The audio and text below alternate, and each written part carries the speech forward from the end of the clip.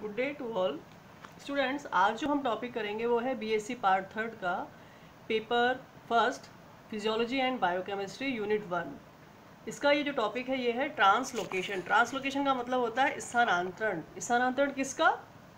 पौधों के जो पत्तियों के अंदर जो भी भोजन पदार्थ बनता है जो कि सुक्रोज के रूप में बनता है, वो भोज्य पदार्थ पूरी पत्तियों में किस तरह से ट्रांसफ़र होता है, इसे हम बोलते हैं ट्रांसलोकेशन। यानी किस तरह से वो इसका स्थानांतरण होता है, ये हम इस टॉपिक में पढ़ेंगे। तो ट्रांसलोकेशन को हम स्थानांतरण भी कहते हैं। What is translocation? Translocation is the movement of organic substances made by the plant which are called assimilates. These are things such as sugars and other chemicals made by plant cells and are transported in the phloem tissue. मतलब पत्तियां जो हैं उनके अंदर photosynthesis के द्वारा जो भोज्य पदार्थ बनता है वो बनता है ग्लूकोज, और ग्लूकोज जो है वो आगे जाके सुक्रोज में बदलता है। इसी सुक्रोज का पत्तियों से ट्रांसफ़र होगा पौधे के विभिन्न भागों में। और इस ट्रांसलोकेशन के लिए या ट्रांसपोर्टेशन के लिए कौन सा टिश्यू आवश्यक है पौधों का? Phloem tissue. Assimilates are transported in sieve elements which work closely together with companion cells to achieve translocation. तो इसके लिए फ्लोएम का कौन सा पार्ट इन्वॉल्व रहेगा? सीव एलिमेंट्स। ये सीव एलिमेंट्स किससे जुड़े रहेंगे? कंपेनियन सेल से। तो कंपेनियन सेल से ये ट्रांसलोकेशन का प्रोसेस होगा। The part of the plant that releases the assimilate into the phloem is called a source. तो जहाँ पे एसिमिलेट यानी फोटोसिंथेटिक एसिमिलेट पदार्थ यानी प्रकाश संश्लेषी पदार्थ जो जिस पौधे के पार्ट में बनते हैं उसे हम कहते हैं सोर्स। तो फोटोसिंथेसिस कहाँ होता है? पत्तियों में। तो पत्तियाँ क्या हुई? सोर्स। और जहाँ पर ये जो फोटोसिंथेटिक पदार्थ हैं यानी कि सुक्रोज है, मेनली सुक्रोज होता है, यह जो जहाँ जिन भागों में जाता है जैसे कि जड़ में, तने में, फ्लावर्स में, इसको हम क्या कहेंगे? सिंक। अब ये जो ट्रांसपोर्टेशन होता है ये इसके दो पाथवे होते हैं। कई बार शॉर्ट क्वेश्चंस भी आ जाते हैं, what is apoplast pathway, what is symplast pathway. Apo जो है आप ऐसे आ सकते हैं, एपो जो है वो डेड पार्ट से रिलेटेड है और सिम्प्लास्ट जो है वो लिविंग पार्ट से रिलेटेड है। एपोप्लास्ट कैसे कि इसमें जो वाटर का जो मूवमेंट होगा वो सेल वॉल से, एक सेल वॉल से दूसरी सेल वॉल की ओर होगा, और सेल वॉल जो होती है वो डेड पार्ट होती है। सिम्प्लास्ट जो होता है इसमें वाटर का मूवमेंट सेल टू सेल होता है, और जैसा कि हम जानते हैं सेल जो है वो लिविंग होती हैं, और इसके लिए प्लाज्मोडेस्माटा का मुख्य योगदान होता है। Unloading sucrose from the phloem. यहाँ पे एक तरह से अनलोडिंग कैसे होगा? Unloading is occurs in any tissue that requires a sucrose. The sucrose usually move out of the phloem and into the tissue by facilitated diffusion and then converted into another substance to maintain a concentration gradient.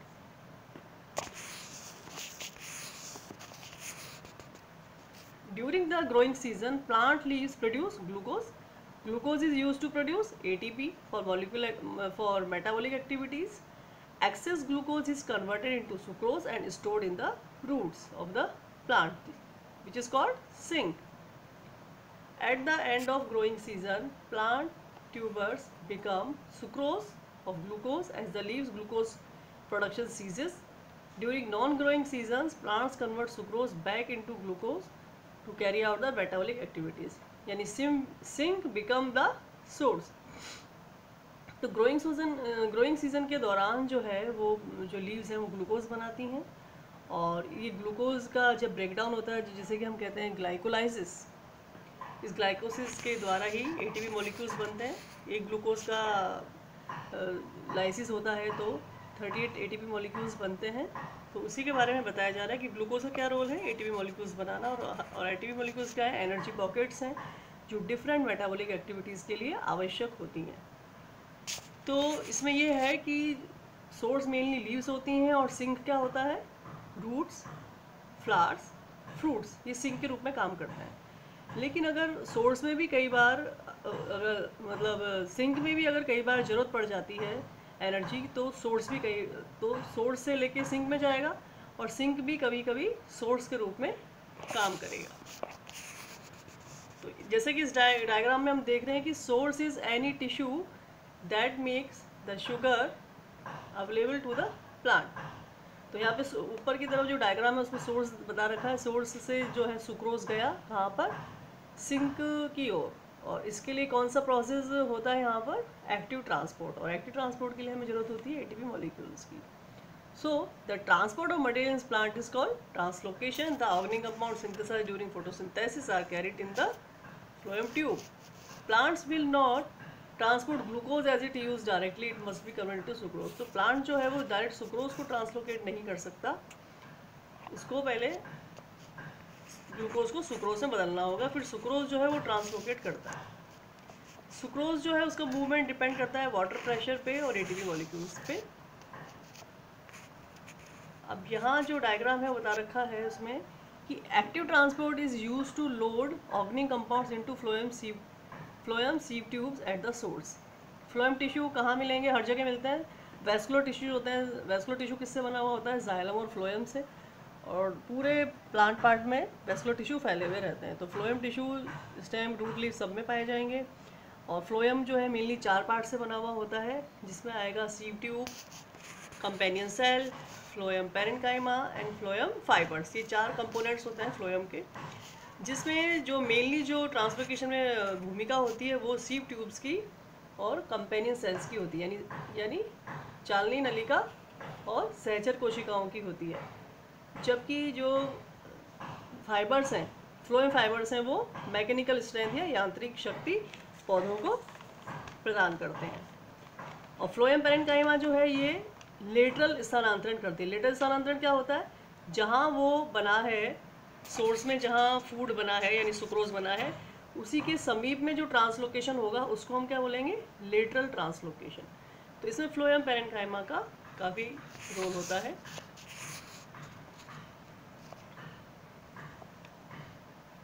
अब ये है पूरा mechanism of translocation. Mechanism को discuss करने से पहले हम आपको बता दें कि पौधों में जो ट्रांसलोकेशन होता है वो 2 तरीके से होता है, जिसे हम लेटरल ट्रांसलोकेशन भी कहते हैं और वर्टिकल ट्रांसलोकेशन भी कहते हैं। लेटरल ट्रांसलोकेशन में ये है कि जहाँ सोर्स के अंदर जो सुक्रोज बन रहा है उसी के समीप स्थित फ्लोएम सेल से वो आगे ट्रांसफ़र होगा। और जो वर्टिकल ट्रांसलोकेशन है, तो वर्टिकल ट्रांसलोकेशन में ये सिरे से नीचे की ओर जाएगा, यानी ये पत्ती से जड़ की ओर जा सकता है नीचे की ओर, या ये सोर्स यानी पत्तियों से पुष्प की ओर जा सकता है, तो ये कहलाएगा वर्टिकल ट्रांसलोकेशन। तो इस तरह से पौधों में जो ट्रांसलोकेशन होता है वो 2 तरीके से होता है, यूनिडायरेक्शनल भी होता है, बाई डायरेक्शनल भी होता है। लेकिन मेनली ये माना जाता है कि पौधा एक बार में बाई डायरेक्शनल ही ट्रांसलोकेशन करता है, यानी एक बार में ही पौधे में एक साथ ही वर्टिकल ट्रांसलोकेशन भी होगा और लेटरल ट्रांसलोकेशन भी होगा। स्थानांतरित होने वाले पदार्थ ट्रांसलोकेशन में क्या स्थानांतरण होगा, 90% जो है इसमें कार्बोहाइड्रेट होता है, जिसमें कि सुक्रोज आता है। जैसे कि हमने पढ़ा कि सुक्रोज ही ट्रांसलोकेट होगा, ग्लूकोज ट्रांसलोकेट नहीं होता, तो सुक्रोज के रूप में रहेगा। इसके अलावा कुछ एमिनो एसिड्स होते हैं वो भी ट्रांसलोकेट होते हैं, कुछ एमाइड्स भी होते हैं। अब हम पढ़ेंगे इसमें जो हमारा टॉपिक है फर्स्ट, प्रेशर फ्लो हाइपोथेसिस। ये हाइपोथेसिस जो है ये दिखाती है क्रियाविधि को, यानी जो ट्रांसलोकेशन या स्थानांतरण की जो क्रियाविधि है वो किस तरह से होती है। तो इसके लिए फर्स्ट जो थ्योरी दी गई है वो है प्रेशर फ्लो थ्योरी। इसके अकॉर्डिंग इसमें जो प्लांट के अंदर होगा वो हाइड्रोस्टैटिक प्रेशर जो होगा वो बनेगा। और the term water potential is used to describe the tendency of water molecule to move within the between cells, and a net movement of water will occur from one region to another as a result of difference in water potential। यानी water potential में difference होगा तभी जो है water का जो transfer होगा और उसमें स्थित जो सुक्रोज है उसका ट्रांसपोर्टेशन होगा वाटर पोटेंशियल क्रिएट होने पर, उसके अंदर डिफरेंस होने पर। वाटर जो मॉलिक्यूल है मूव करते हैं ऑस्मोसिस के थ्रू, और ऑस्मोसिस का किस ओर होता है, पानी की ज़्यादा सांद्रता से कम सांद्रता की ओर। तो इस तरह से पौधों में ट्रांसलोकेशन होता है। तो इसमें डायग्राम के थ्रू भी बता रखा है कि ऊपर जो है वो हाई हाइड्रोस्टेटिक वाटर प्रेशर है, जिससे जो पानी है वो फ्लोएम की ओर आ रहा है।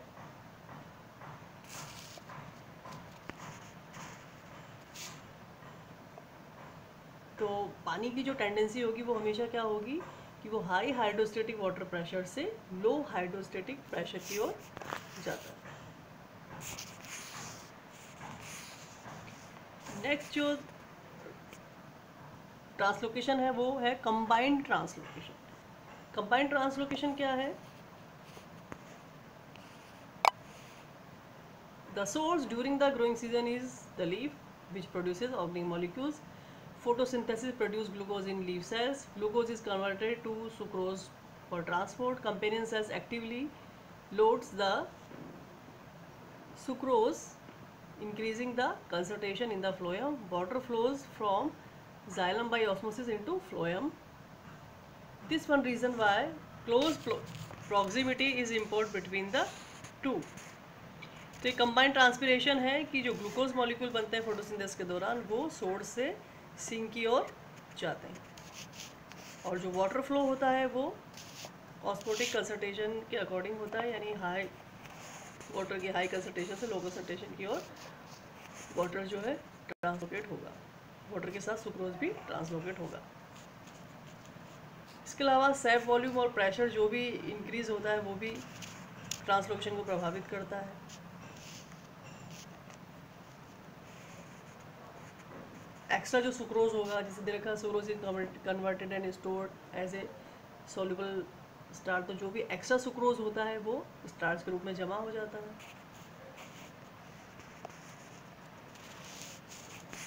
नेक्स्ट एक और जो मैकेनिज्म दी गई है ट्रांसलोकेशन को समझाने के लिए वो है ट्रांसलोकेशन थ्योरी। तो इस थ्योरी के अकॉर्डिंग यही है कि ट्रांसलोकेशन जो होता है उसमें शुगर्स का, एमिनो एसिड्स का जो है ट्रांसलोकेशन होता है सोर्स से शुरू होकर सिंक की ओर, और इसमें महत्वपूर्ण भूमिका होती है फ्लोएम की, और फ्लोएम में भी महत्वपूर्ण भूमिका होती है सीव ट्यूब्स की और कंपेनियन सेल्स की। Companion cells actively load sucrose into the phloem. सबसे पहले इसी में ही जो सुक्रोज मॉलिक्यूल्स हैं वो आएंगे, उसके बाद कंपेनियन सेल्स में जाएंगे और डिस्ट्रीब्यूट होंगे। Water flow the high solute in the phloem by osmosis, a pressure develop moving the mass of phloem sap forward. The sap must cross the sieve plate. The phloem still contains a small amount of